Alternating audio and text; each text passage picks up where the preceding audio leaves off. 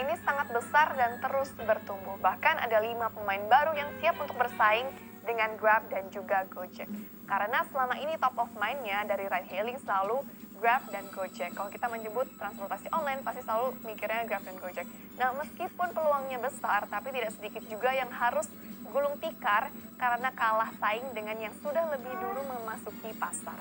Ternyata dalam 2 tahun terakhir, sudah ada lebih dari 10 ojek atau taksi online yang keluar dari persaingan karena nggak mampu untuk menguasai pasar. Hari ini kita akan membahasnya satu persatu dan beberapa di antaranya dan apa sih penyebab utamanya perusahaan-perusahaan ini gagal. Kalau kita lihat di gambarnya ini udah banyak banget ya ojek-ojek online dari berbagai warna gitu yang semuanya ini gagal untuk bersaing. Kita lihat satu yang pertama.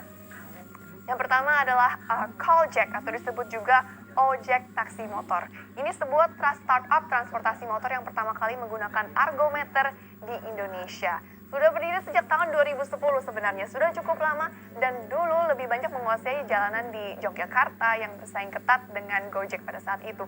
Kemudian sekitar 5 tahun beroperasi, mendapat sederet penghargaan nasional dari salah satunya dari Rekor Muri sebagai taksi motor pertama dengan sistem argometer dan best public service.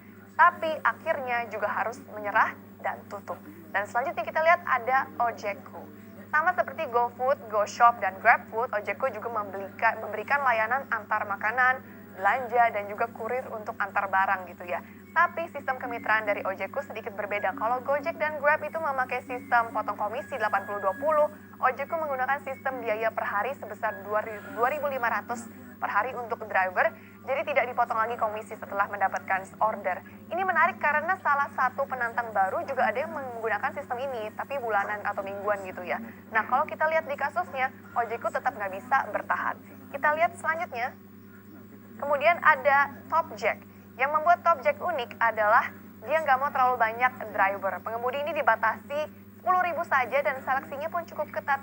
Dulu kalau di kantornya itu sempat rame sekali karena banyak sekali pengemudi yang mendaftar ingin menjadi salah satu dari driver Topjack. Tapi nggak semua berhasil melewati proses seleksi yang cukup ketat. Katanya Topjack sendiri lebih memilih fokus untuk ke kualitas dibandingkan kuantitas. Jadi sedikit berbeda strateginya dengan kebanyakan yang selalu ingin ekspansi di mana-mana, meraup pangsa pasar sebanyak mungkin dan di daerah-daerah lain selain Jakarta. Kemudian Topjack dulu sebelum antara pengemudi dan pengguna bisa menggunakan fitur chatting, Topjack sudah memiliki keunggulan dengan adanya fitur chatroom antara pengguna dan juga pengemudi. Tapi sayangnya Topjack juga nggak bisa bertahan sampai beberapa dekade. Dan nasib yang sama juga dialami oleh ojek kampung. Dulunya berkantor di daerah Margonda, sempat eksis juga waktu itu di daerah Depok. Ini juga sudah tidak lagi terlihat jejaknya. Kantornya pun sudah kosong meskipun aplikasinya masih bisa diunduh kalau kita lihat di Google Play. Tapi nggak ada satupun pesanan yang datang dan pengemudinya juga udah nggak ada. Dan selanjutnya kita lihat, nah Lady Jack dengan logonya yang warna pink, jaket dan helm pengemudinya juga pink. Lady Jack adalah khusus untuk wanita. Pengemudi dan pelanggannya harus wanita. Biasanya kalau pelanggan wanita gitu ya, ada yang lebih memilih untuk drivernya juga wanita supaya lebih nyaman mungkin. Nah, aplikasi ini sebenarnya sudah memenuhi permintaan itu meskipun konsepnya menarik. Salah satu masalah yang sering dialami oleh user adalah aplikasinya penuh dengan bug, jadi suka error gitu. Nah, selain itu armadanya juga kurang memadai, kurang cukup jumlahnya. Kemudian mirip juga seperti Lady Jack ada dari Ojek Syari. Khusus perempuan juga dan pasarnya juga lebih niche lagi. Ojek Syari baik pengemudi dan pelanggan dikhususkan untuk melayani pelanggan yang dengan pedoman hukum syariat Islam. Ini sangat niche tapi cocok untuk di Indonesia sebagai negara dengan populasi muslim terbesar. Tapi nasibnya sama saja tidak berbeda dari yang lain dalam daftar ini. Nah, ada juga Blue Jack. Pada saat itu yang banyak yang bilang startup ini adalah salah satu kompetitor terkuat bagi Gojek. Jumlah armadanya pun cukup besar, tapi sama seperti beberapa kasus lainnya, tidak pernah ada pemberitaan lagi mengenai startup ini. Kalau dicek pun websitenya dalam keadaan maintenance, kemudian Twitternya terakhir itu juga pada tahun 2015. Ini sudah 4 tahun terakhir update-nya. Kemudian selanjutnya ada Ojek Argo. Yang membedakan Ojek Argo dengan aplikasi lain adalah pengguna yang mau pakai jasa driver nggak perlu mendaftarkan akun sudah langsung bisa menggunakan jasa ini, layanan dari ojek kargo.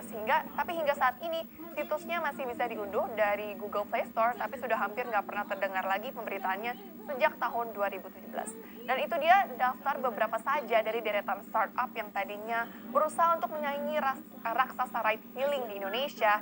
Rata-rata alasannya mirip, tidak mampu bertahan karena perang tarif, diskon besar-besaran membuat startup seperti beberapa contoh ini tidak bisa bertahan atau survive. Karena meskipun unik atau memiliki plus point, unique selling point yang lain, pada akhirnya pasar ride hailing adalah pasar yang sangat price sensitive, price elastic. Setidaknya di Indonesia, di mana harga murah, pelanggan pasti tertarik untuk menggunakan jasanya.